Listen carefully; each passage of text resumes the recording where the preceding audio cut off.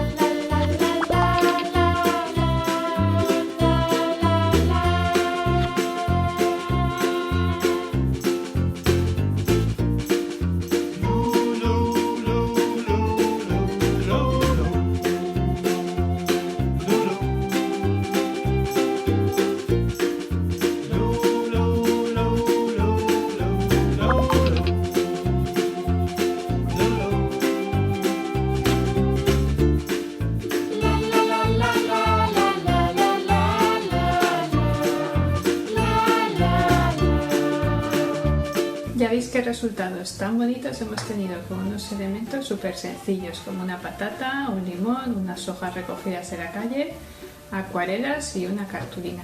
Así que espero que os haya gustado mucho y que ahora tengáis un montón de ideas para reciclar materiales de vuestra casa y poneros a estampar.